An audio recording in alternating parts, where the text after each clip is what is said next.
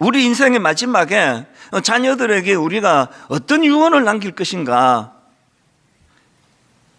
아무 생각 없다가 죽기 5분 전에 생각 안 납니다. 지금부터 준비하셔야 돼요. 그러니까 우리는 우리 자녀에게 어떤 권면을 던져줄 수 있을까? 여러분, 이렇게는 안 하시면 좋겠어요. 돌아가시면서 자식들한테 이 애비처럼 살지는 마라. 그럼 망한다? 이건 피해야죠. 이런 면에서 이 다윗의 유언이 저는 참 부러웠고요. 이게 저에게 도전이 됐습니다. 저도 제 인생이 마감이 되고 여러분도 여러분의 인생이 마감되는 날이 올 텐데요. 그때 참 부족했지만, 그러나 이 엄마가 걸어가던 그 길, 너의 아빠가 걸어가던 그 길로 너희들도 그렇게 가면 좋겠다, 당당하게 이렇게 말할 수 있는 그런 삶을 산다면요. 이런 차원에서 저는 요즘에 우리 젊은 목사님들한테 종종 이제 목회자들은 꿈을 가져야 된다. 어떤 꿈을 가져야 되느냐 하면, 우리가 나이가 들었을 때, 이제 은퇴하고 또 60, 70이 됐을 때 우리 존재가 목회할 수 있도록, 제가 이런 말을 한번 만들어 봤습니다. 존재가 목회하게 하라. 이건 무슨 뜻인가 하면은요, 이건 제가 젊은 시절부터 품고 있던 목회자로서의 어떤 목표 중에 하나입니다. 존재가 목회하는 그날을 저는 기다리거든요. 이게 무슨 말인가 하면, 제가 처음에 이제 사랑의 교회 부임할 때 30대 초반이었고요.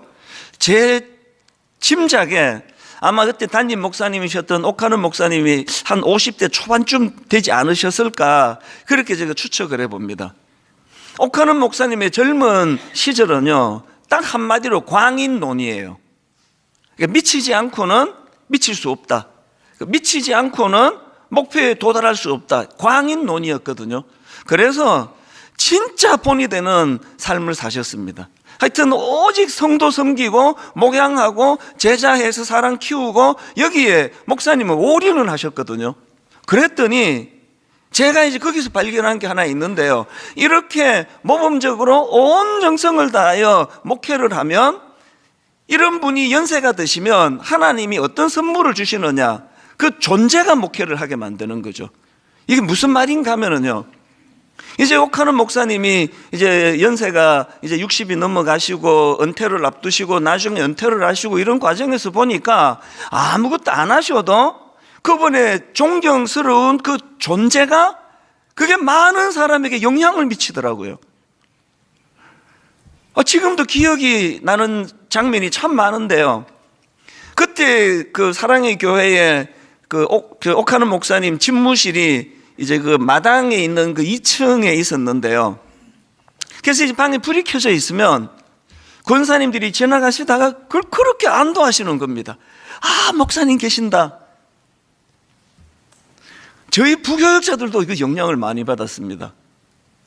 목사님이 이제 미국으로 이제 집회를 가신다고 한 열흘 정도 이제 자리를 비우신다. 그러면요, 목사님 오늘 떠나셨대.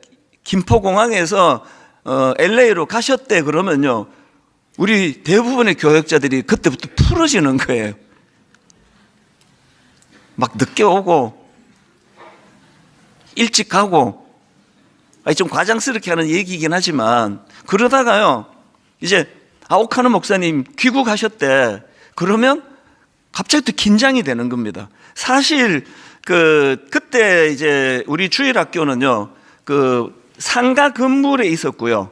그래서 이제 옥하는 목사님은 이쪽 정문으로 출입을 하셨고, 우리 교역자들은 저쪽 상가 쪽으로 다녔기 때문에 목사님이 미국에 안 가셔도 마주칠 일이 없습니다. 일부러 찾아가지 않는 한 마주칠 일이 없는데, 목사님이 집회 마치고 한국에 오셨다, 사무실에 계시다 그러면 그게 우리도 모르게 우리 긴장하게 만드는 거죠. 이게 존재가 목회하는 거예요.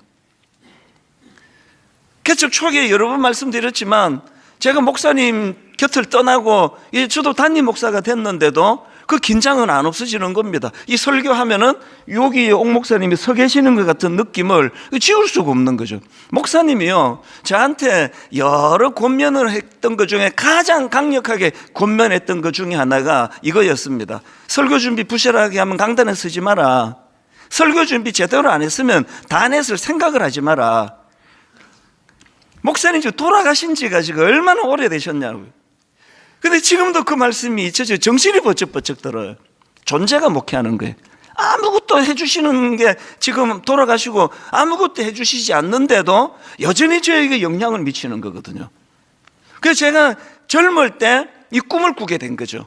하나님, 저도 청소년 사회 갈 때 중고등부 애들 열심히 제가 쫓아다니고 가출한 놈 잡으러 다니고 이러느라고 저도 정신없이 살았는데, 하나님 이제 저도 나이가 들면 60이 되고 또 70이 되고 할 때, 아버지 저도 옥 목사님처럼 부족하지만 참 제 존재가 목회할 수 있도록, 이런 생각을 갖고 이제 요새 후배 목사님들한테 종종 제가 조언을 하는데요. 최근에도 제가 아끼는 최근에 담임 목사님이 되신 29교회 담임 목사님 중에 한 분인데요. 저를 찾아왔어요. 제가 또 도와줄 거 없느냐. 그래서 이제 이런저런 얘기를 나누는데 이런 고민을 얘기하더라고요. 이제 개척 2년이 됐는데, 제가 분당 우리 교회에서 배운 그대로 꿈을 가지고 그렇게 달려가고 이 꿈을 성도들한테 나누고 그러고 싶은데, 목사님 이게 잘 안 됩니다. 초보라서. 어떻게 하면 좋겠습니까? 그랬을 때 제가 정색을 하고 조언했던 게 이거예요. 목사님 이렇게 서둘면 안 됩니다. 지금은 목사님이 꿈꿀 때예요. 그래서 이제 목사님이 60이 되고 70이 됐을 때 존재가 목회할 수 있도록 하나님이 기뻐하시고 성도들이 존경하는 그런 목회자가 된 기초를 놓는 때이기 때문에, 지금은 목사님이 더 하고 싶은 일에 달려갈 때가 아니라, 잘 들어보세요, 지금은 해서는 안 되는 일을 하지 않는 게 중요한 때입니다. 그 이야기를 했습니다. 너무 의욕이 넘쳐가지고 무리수를 두고 하면 안 되는 이런 일들을 하고 그러다가 또 교회가 혼란에 빠지고, 이게 전부 나중에 목사님에게 존재가 목회하는 것을 방해하는 게 될 것입니다. 사실 저는 젊을 때부터 이 꿈을 꿨기 때문에요, 분당 우리 교회가 해야 되는 일을 엄청나게 잘했다고는 저는 생각하지 않아요. 그러나 적어도요, 해서는 안 되는 일은 정말 이를 악물고 참아왔다는 것은 분명하게 말씀드릴 수가 있습니다. 오늘 남성주의를 맞이해서 저는 우리 하나님께 우리 아버지와 우리 남편들이 오늘 많이 은혜 받고 많은 깨달음이 있고, 특별히 우리 아버지와 남편들이 꿈을 꾸는 예배가 되기를 원합니다. 어떤 꿈을 꾸어야 될까요? 우리 인생의 마지막이 될 때 오늘 본문의 다윗 왕처럼, 아들아, 네 아버지가 걸어갔던 그 길로 가면 된다, 이렇게 말할 수 있는 그 삶에 우리가 꿈을 꾸면서 그렇게 나아가자는 거죠. 이 꿈을 꾸기 시작하면은요, 적어도 하면 안 되는 것은 안 하게 되는 힘이 생기더라고요. 해서는 안 되는 걸 안 하는 게 중요하지, 얼마나 많은 일을 했느냐가 이게 별로 중요하지 않은 것 같아요. 이런 의미에서 저는 오늘 본문의 이 다윗이 저에게 참 많은 메시지를 남겨주었는데, 그 중에 하나가 고린도전서 4장 15절 16절입니다. 그리스도 안에서 일만 스승이 있으되 아버지는 많지 아니하니 그리스도 예수 안에서 내가 복음으로써 너희를 낳았음이라. 그 16절 우리 같이 한번 읽어보시겠습니다.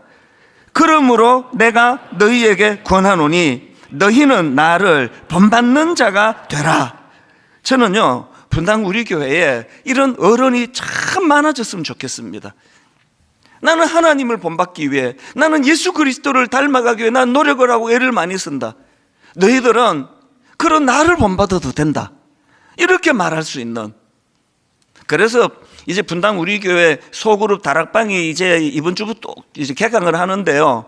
이제 앞으로 우리 모든 순장님들의 구호가 되기를 원합니다. 그러므로 내가 너희에게 권하노니 너희는 나를 본받는 자가 되라. 야, 우리 순장님은 사실 나보다 나이도 더 어린데, 아니 어떻게 순장님은 저렇게 그리스도인으로서 참 반듯한 모범이 되나? 이게 순장님이 보여줘야 될 모습이에요. 일 많이 하는 것도 중요하지만.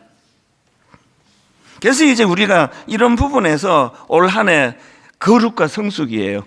우리가 좋은 아버지가 되기 위해, 좋은 어머니가 되기 위해서 무엇보다도 안 해야 되는 거 안 하는 게 거룩이에요. 이 시대는요. 하면 안 되는 거 안 하는 게 거룩이고요.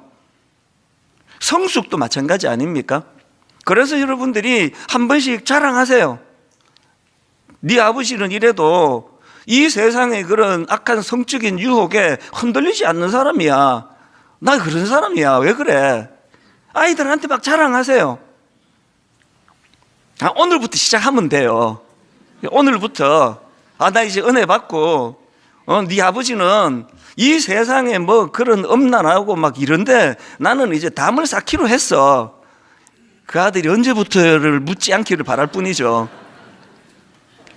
하지 않는 거, 해서는 안 되는 거, 안 하는 게 거룩이에요. 그래서 다윗이 이런 너무나 아름다운 인생의 마지막을 본문을 통해 우리들에게 참 보여주는 게 너무 감사한데요. 자, 그럼 이제 좀 더 구체적으로, 그럼 다윗은 자녀들에게, 솔로몬에게 어떤 본이 되는 삶을 살았습니까? 이걸 잘 우리가 살펴보고 우리 다음 세대 자녀들을 향하여 참 이런 본을 보여며 살면 좋겠다. 이걸 두 가지로 제가 정리를 해봤습니다. 우리가 보여줘야 될 두 가지 본 중에서 첫 번째 본이 뭐냐? 사명 감당에 필요한 담대함을 보여주자는 겁니다. 사명 감당에 필요한 담대함이요. 2절을 다시 읽어드립니다. 내가 이제 세상 모든 사람이 가는 길로 가게 되었노니 너는 힘써 대장부가 되고, 여기 나오는 대장부는요, 히브리어로 레이쉬라는 단어예요. 이 레이쉬라는 단어는 강한 남자라는 뜻입니다. 강한 남자. 성경의 그 히브리어로요, 그냥 남자를 아담이라 그래요. 아담은 그냥 남자예요. 남자와 여자가 있었더라 할 때 이 남자가 아담이면 그 아담들 중에서 강한 남자가 그 레이시예요. 그 아버지 다윗이 그 유언으로 아들에게 너는 레이시가 되라, 강한 남자가 되라, 이런 당부를 하는 거거든요. 왜 이런 당부를 할까요? 왜냐하면 이제 그 솔로몬이 아버지의 왕위를 물려받아 가지고 나라를 이제 다스리고 섬겨야 되는데 이게 보통 어려운 일이 아니거든요. 이게 다윗이 경험한 그 왕으로서의 역할은요, 이게 성군으로 제대로 하려면 이게 상상을 초월하는 무거운 어깨에 짐이 지워지는 거거든요. 그리고 지금 이 유언이 전해지는 이 당시에 솔로몬이 그 20살 전후의 어린 나이예요. 아버지가 안쓰럽죠. 그래서 이 아들 보고 너는 레이시, 강한 남자가 되기를 원한다, 그렇게 권면을 하는데요. 사실 이것도요, 아버지 다윗이 그 강한 남자의 모습을 먼저 자기가 살아낸 거 아닙니까? 여러분 다 아시지만 다윗이 골리앗을 물리치고 그렇게 위기에 빠진 나라를 구해냈지만 그런 다윗에게 돌아온 것은 살해 위협밖에 없었습니다. 그 쫄장부 같은 그 왕이, 그 어린애가 그 놀라운 일을 했더니 막 백성들이 그 다윗에게 열광을 하니까 그 쫄장부 같은 사울 왕이에요. 그 다윗을 견제하기 시작한 거 아닙니까? 그래서 아무 잘못도 없는 이 어린 다윗을 죽이려고 그렇게 혈안이 돼 있었는데, 이때 다윗의 나이가 20대였거든요. 자기가 그 20대에 겪었던 그 끔찍했던 그 많은 일들을 그는 하나님을 의지하면서 그것을 이겨냈기 때문에 이제 20대가 된 아들에게 똑같은 권면을 하는 거거든요. 너는 강한 남자가 되라. 사실 오늘 우리 시대는요, 두려움이 많은 시대입니다. 제가 그 칼럼을 읽다가 보니까 그 심리학에서 그 쿠크다스 멘탈이라는 걸 쓴대요. 아마 우리나라에서 만든 용어 같아요. 쿠크다스 멘탈이 뭐냐 하면은, 여러분들 그 과자 그 쿠크다스 혹시 아시나요? 저같이 모든 종류의 과자를 다 좋아하는 사람은 그 쿠크다스를 너무 잘 알아요. 이 쿠크다스는요, 굉장히 부드러워 가지고요, 이거는 이제 이렇게 뜯으려고 하면은 부스러기가 많이 떨어져요. 그래서 저는 이제 이 쿠크다스를 먹을 때 저 혼자 게임을 해요. 요거를 이제 부스러기를 안 남기고 뜯는 거 단 한 번도 성공해 본 적이 없습니다. 이거는 건들면 떨어져 버려요. 그렇게 연약한 게 이 쿠크다스라는 과자인데, 이 쿠크다스 멘탈 하니까 뭔지 아시겠죠? 하여튼 뭐 그냥 뭐 건들면 상처예요. 이게 오늘 우리 시대에 그 마음이 너무나 여린 이 젊은이들, 또 그 중고등부 아이들을 설명할 때 쓰는 용어래요. 이 쿠크다스 멘탈이라고. 그게 뭐 그냥 뭐 건들면 상처받는 거죠. 오늘 예배 마치고 이렇게 가다가 어떤 분하고 눈 마주치면 상처를 받아요. 저 사람 왜 나 쳐다보느냐고. 이게 쿠크다스 멘탈이에요. 또 그런가 하면은 이건 여러분 아실 겁니다. 아마 유리 멘탈. 이 시대가 막 너무나 살기가 힘들고 어려우니까 뭐 이런 젊은 사람이나 나이가 드신 어른이나 할 거 없이 모두가 유리처럼 잘 깨지고, 쿠크다스라는 과자처럼 마음이 부셔지기 쉬운 그런 걸 이렇게 표현한 거예요. 이게 우리나라만의 문제가 아니고요, 미국에서는 그게 그 젊은 세대를 지칭하는 그 눈송이 세대라는 게 있대요. 이 눈송이 세대는 뭐냐면, 지금 미국의 젊은 세대가 너무나 나약해가지고 쉽게 녹아내린다. 여러분 눈이 이렇게 손등에 딱 떨어지면 없어져 버려요. 녹아가지고. 이게 지금 미국 젊은이들의 멘탈이라는 거예요.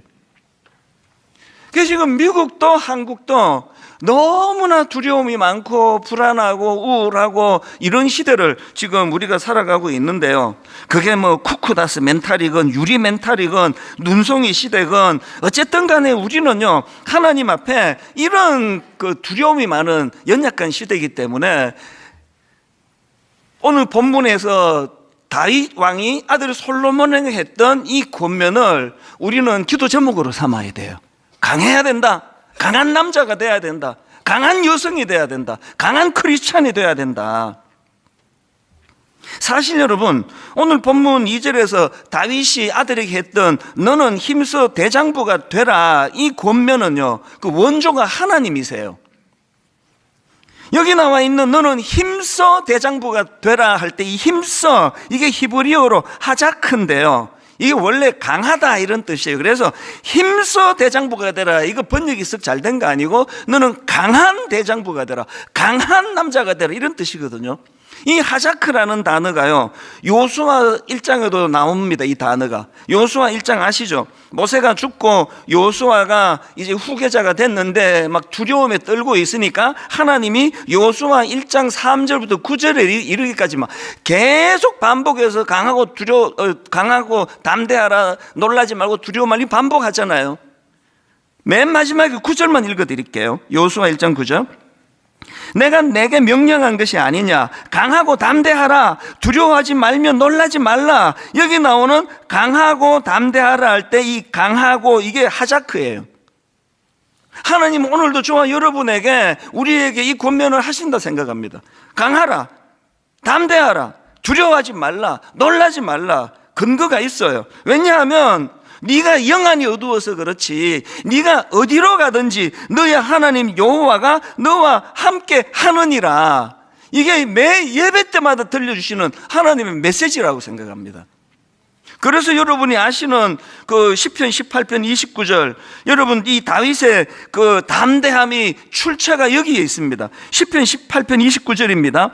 내가 주를 의뢰하고 적군을 향해 달리며 내 하나님을 의지하고 담을 뛰어넘나이다. 우리는 자꾸 결과에만 막 적군을 향해 달리고 막 장애물인 담을 뛰어넘나이다. 여기에 관심이 많지만 출처가 더 중요해요. 출처가 어디입니까? 내가 주를 의뢰하는 겁니다. 출처가 어디입니까? 내 하나님을 의지하는 겁니다. 그 쿠크다스 같이 여리고 여린 그 소심한 마음을 가지고 뭘 내가 해보겠다고 돌아오면 깨진 것밖에 없잖아요. 이 시편 18편 그 관주 성경 맨 앞에 보면은요, 이 시편 18편에 대해서 이런 설명을 붙여놨더라고요. 여호와께서 다윗을 그 모든 원수들의 손에서와 사울의 손에서 건져주신 날에 다윗이 이 노래의 말로 여호와께 아뢰어 이르되 내가 주를 의뢰하고 적군을 향해 달리며 내 하나님을 의지하고 담을 뛰어넘나이다. 오늘 여러분, 이 유리 멘탈, 그 쿠크라스 멘탈처럼 부셔지기 쉬운 과자와 같이 열이디 열인 우리가 맨날 그렇게 두려워하며 살지 않기 위해서는 여호와를 의지해야 돼요. 여호와를 의뢰해야 돼요. 그래서 시편 18편 1절에서도 나의 힘이 되신 여호와여 내가 주를 사랑하나이다. 요셉 한번 보세요. 그 어린애가 인신매매 당해버렸잖아요. 그것도 형제들의 배신에 의해 가지고. 그 남의 나라에 지금 그렇게 인신매매 당해서 종으로 팔려갔는데 또 거기에 또 그 이상한 여자를 또 하여튼 가는 길목마다 이상한 여자들이 하나씩 서 있어요. 건강한 여자들은 교회 와 있고 그 이상한 여자가 그냥 그 있는 집 여자 아닙니까? 그 어린애가 그 요셉이 그렇게 또 좀 인물이 된다고 해서 그렇게 유혹을 하고 거기에 거절했다고 해가지고 성매매범으로 그냥 감옥에 넣어버리잖아요. 요즘 같은 이런 쿠크더스 멘탈을 가졌으면 요셉은요 우울증 와가지고 자살하고 인생 끝났을 거예요. 근데 요셉 한번 보세요. 왜 요셉은 그 끔찍하고도 끔찍한 이런 일들이 연속으로 벌어지는데도 그는 왜 거기에 무너지지 않는 강함이 있었느냐고요. 나중에 자기가 말하잖아요. 의미 부여가 거기에 있었거든요.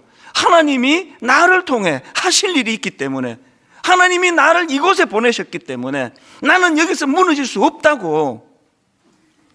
하나님은 오늘도 다윗의 입을, 아버지 다윗의 입을 통하여 아들 솔로몬에게 말씀하시듯이 오늘 하나님이 여러분의 설교자인 이찬수 목사의 입을 통해서 여러분에게 요구하세요. 너는 강한 남자가 되라.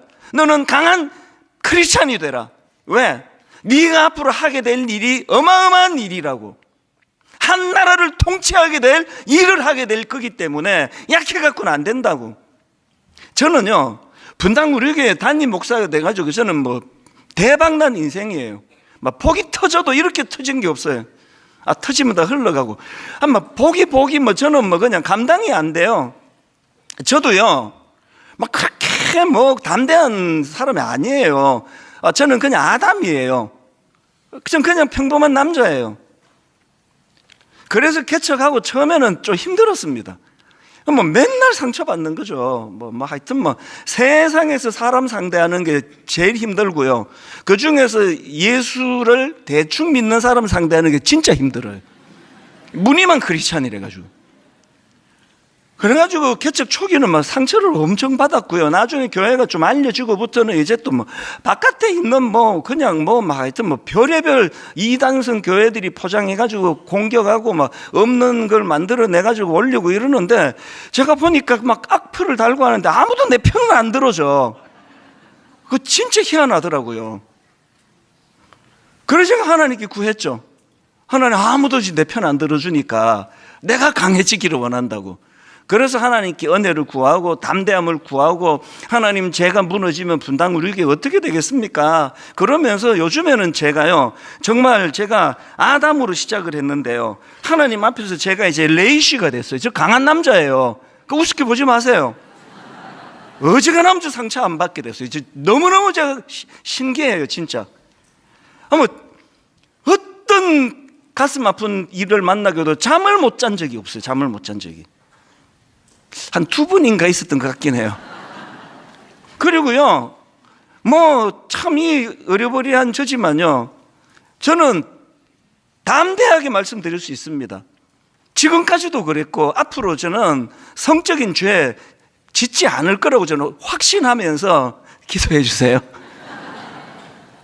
뭐 인간이니까 뭐 자신할 수 없지만요. 그러나 저는 비결을 알아요. 아까 제가 머릿말로 말씀드렸잖아요. 사명 감당에 필요한 담대함을 구하자는 거거든요. 제가 사명을 갖고 있는 한, 그 사명을 인식하는 한 그런 시시한 데에서 유혹에 넘어지지 않아요. 제가 뭐 요셉급은 아니라 하더라도요, 이런 일에 흔들리지 않습니다. 강한 남성 그러면 뭐 마초맨 막 이런 생각을 하는데요, 진짜 강한 남성은요 그렇게 중심을 갖고 살아가는 그런 사람이에요. 사명 감당에 필요한 담대함을 가지기를 주님 이름으로 축복합니다. 그런가 하면은 두 번째로 우리가 보여줘야 될 본이 뭐냐, 삶의 기준을 놓치지 않는 삶이에요. 이 삶의 기준을 갖고 있는 거죠. 2절에서 아버지 다윗이 너는 힘써 대장부가 되라 이렇게 권면을 하고는요, 그 강함을 3절과 연결을 시킵니다. 3절을 보십시오. 힘써 대장부가 되기 위해서 3절을 연결을 이렇게 시킵니다. 너의 하나님 여호와의 명령을 지켜 그 길로 행하여 그 법률과 계명과 율례와 증거를 모세의 율법에 기록된 대로 지키라. 그리하면 내가 무엇을 하든지 어디로 가든지 형통할지라. 세 번요. 그리고 너는 주 너의 하나님의 명령을 지키고 모세의 율법에 기록된 대로 주님께서 지시하시는 길을 걷고. 여러분, 다윗의 삶을 돌아보면은요, 혼미함, 혼란한 그 자체 아닙니까? 그 정신 나간 왕부터 시작해가지고 나중에 다윗이 왕이 되고는 세상에 자기 아들이 쿠데타를 일으켜요. 이건 뭐 다윗의 삶을 보면은 막 정신이 하나도 없고요, 너무너무 혼미한 삶인데, 그런데 여러분, 다윗의 귀함이 뭐냐 하면은 다윗은 그런 혼란스러운 삶 가운데서도 흔들리지 않는 거예요. 이게 어떻게 가능했을까? 다윗에게는 하나님이 주신 삶의 기준이 있었기 때문입니다. 여러분이 잘 아는 이 시편의 문을 여는 너무너무 중요한 시편 1편이요. 그 중에 3절 4절을 보십시오. 그는 시냇가에 심은 나무가 철을 따라 열매를 맺으며 그 잎사귀가 마르지 아니한 같으니 그가 하는 모든 일이 다 형통하리로다. 악인들은 그렇지 아니하며 오직 바람에 나는 겨와 같도다. 하나님 없는 인생은 바람에 나는 겨예요. 근원이 없다가 보니까 막 열심히 사는데 맨날 제자리 아닙니까? 그런데 다윗은 너무너무 혼란한 일을 많이 겪고 이게 뭐 정신을 차릴 수 없는 그 와중인데 왜 그렇게 그에게는 혼란이 없느냐? 이 시편 1편에서 그 답이 있더라고요. 다윗의 삶은요, 시냇가에 심은 나무예요. 시냇가에 심은 나무예요. 뿌리를 여호와 하나님에게 뒀어요. 그래서 하나님으로부터 말씀의 공급을 받아요. 풍족한 그 물을 공급을 받아요. 그리고 요동하지 않아요. 여러분, 우리가 자녀들에게, 그리고 우리가 다음 세대에게 보여줘야 되는 남자다움이라는 것은 바로 이겁니다. 우리가 하나님, 너무너무 혼란한 이 땅을 우리가 살아가고 있다 할지라도, 그런 하나님, 이런 어지러운 세상 가운데서도 삶의 기준을 갖기를 원합니다. 아버지, 저는 바람에 나는 겨와 같은 인생 싫습니다. 하나님, 나는 시냇가에 심은 나무가 되기 원합니다. 요동하지 않는 인생이 되기 원합니다. 여러분의 아들이, 여러분의 딸이 세상살이 하다 보면 막 혼란합니다. 지금 막 정신을 못 차립니다.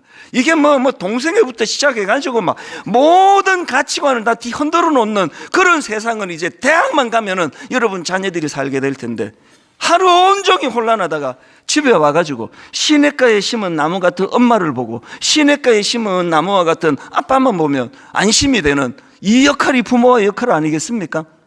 교회가 그런 역할을 해야 되는 거 아닙니까? 일본 규슈에 그 심수관가라는 도자기 명가가 있답니다. 제가 이 글을 읽고요, 굉장히 감동을 받았습니다. 이 심수관가는요, 임진왜란 때 일본으로 끌려간 그 조선의 도공, 옛날에 그 임진왜란 때 이런 전문가들을 많이 끌고 갔다는 기록은 다 아시잖아요. 그때 끌려갔던 그 심당길이라는 분이 이제 그 일본에 끌려가서 거기서 이제 가마를 짓고 도자기를 구워내던 그 장소래요. 그게 심수관가인데요. 그 이후에 이제 그의 12대 후손인 심수관 선생대에 이게 이제 꽃을 피워가지고 이제 그 심수관가라는 그 가문은요, 일본의 3대 도자기라 불릴 정도로 어마어마한 그런 도자기를 만드는 가문이 됐다는 거죠. 그런데 이제 그 심수관 선생이 이런 놀라운 대가가 되었는데, 이분이 어린 시절을 회고를 하는데요, 초등학교 입학식을 마쳤는데 아버지가 이 어린 아이를 데리고 작업실로 갔어요. 그리고는 이 아버지가 이거 잘 한번 봐라, 이제 그 물레 위에다가 진흙 한 덩이를 거기에다 놓고 이제 도자기를 빚는 거죠. 그리고는 진흙 한 덩이를 돌리는데 아버지가 그 진흙 한 가운데다가 바늘을 꽂았어요. 그리고는 이제 이거를 돌리는데 이 바늘이 요동하지 않는 거죠. 딱 중심을 잡고 있는 거죠. 아버지가 물었어요. 뭐가 느껴지니? 이 어린애가요, 이게 하여튼 좀 비범했던 것 같아요. 이 어린애가 이제 보니까 물레를 돌리는데 아버지가 꽂아놓은 바늘이 요동하지 않거든요. 그래서 그 이야기를 했습니다. 돌아가는 물레의 중심에 바늘이 움직이지를 않는데요. 그랬더니 아버지가 이렇게 말했습니다. 잘 봤다. 돌아가는 물레에 움직이지 않는 중심, 이게 네가 추구해야 될 인생이다. 그러면서 아버지가 하고 싶었던 말씀이 이거였습니다. 우리가 비록 지금 일본 땅에 와, 우리가 지금 일본 말을 하고 살지만 우리는 조선 도공의 을을 이어받은, 우리는 조선인이다. 조선인으로서의 정체성을 너는 놓치면 안 된다. 그 요동하지 않는 바늘을 보면서 그렇게 가르쳤다는 거예요. 그 어린애가 뭐 아버지의 그 뜻을 뭐 얼마나 알아들었겠냐고. 그런데 놀랍게도요, 이분이 백발 노인이 되어서도 그날의 교훈을 잊지 않는다는 거죠. 그래서 여러분 한번 검색해 보세요. 이 심수관가의 후예들은요, 일본에 정착한 지 400년이 지난 지금도 그 뿌리를 간직하고 있다는 평을 듣고 있고요. 그리고 그 가문에서 조상에게 물려받은 도예 기술, 이거를 기반으로 한 명품 도자기를, 그래서 아까 3대 중에 하나라 그러잖아요. 예수 믿는 저와 여러분은요, 자녀들에게 이 교훈을 줘야 돼요. 팝콘 브레인이라고 말씀드렸잖아요. 팍팍팍 튀듯이 성적인 충동이 올라오면, 어떤 욕구가 올라오면, 뭐 누구에게서 뭘 내가 빼앗아서라도 저거를 갖기를 원하면 그거를 하지 않고는 못 견디는 브레인으로 지금 너무 이 세상이 지금 그렇게 아이들을 망쳐가고 있는데, 이런 상황에서 우리 부모들이 아이들에게 아무리 이 물레가 요동을 쳐도 중심을 잡고 요동하지 않는 이 바늘처럼 여호와 하나님이 우리 삶의 중심이 되어야 돼. 이게 교육 아니겠습니까? 결론을 이렇게 맺기를 원해요. 아버지가 살아나야 돼요. 아버지의 권위가 세워져야 돼요. 제가 남자기 때문에 아는데요, 참 우리나라 이 시대 남성들은 참 안쓰러워요. 저는 솔직히 제가 목사로서 이제 많은 분들 상담을 하잖아요. 여성분들은요, 이건 하나님 주신 은사 선물이에요. 여자분들은 자기 오픈을 너무 잘해요. 그래서 막 심각한 문제가 있다고 목사님 정말 30분만 시간 내달라 그러고 가지고 이야기하러 들어가면 이분은요, 제가 말할 기회도 안 주고 1시간 자기가 말해요. 그냥 내가 이것 때문에 아프고 저것 때문에, 또 수건까지 또 한참 울고 또 코 안 풀고 또 얘기 또 계속해요. 내가 이래서 내가 힘들어 죽을 뻔했다고 다 이야기하고는요, 다 해결이 됐다. 그걸 그냥 가요. 여성의 위대함이에요. 여성들은 그 아픔, 기쁨, 슬픔, 희로애락을 잘 표현하는 은사가 있어요. 그래서 여성들이 수명이 긴 이유는 그거예요. 우리 남자들은 그걸 못해요. 남자 성도 만나서 상담하자 그러면요, 뜸 들이는데 한 20분 가요. 정말 그렇습니다. 우리는요, 어릴 때부터 사내 대장부가 감정을 이렇게 드러내면 어떡하냐고 이런 교육을 받고 살았고, 또 태생도 좀 그래요. 그래서 남자들은요, 자꾸 안으로, 여러분 아버지들, 우리 아버지는 왜 집에 와갖고 이렇게 재미가 하나도 없냐고. 그리고 어떨 때 아버지들이 집에 와서 막 화를 낼 때가 있을 거예요. 아, 우리 아버지 성격 이상하다고. 그게 아니고요. 아, 낮에 또 뭔 일이 있었구나. 그렇게 보시면 돼요. 이거를 해소를 못 하니까요. 그 집에 와가지고 그 뭐 강아지라도 차야지 어떡해. 아, 이건 동물학대고. 그냥 하여튼 뭐 풀 데가 없어요. 그래서 저는요, 이 남성주의를 준비하면서 소원이 있습니다. 하나님, 이 교회를 출입하는 우리 남성들이 이곳이 그들의 울 곳이 되기를 원합니다. 주님 앞에서 우는 곳이 되면 좋겠어요. 마음을 토해놓는 것.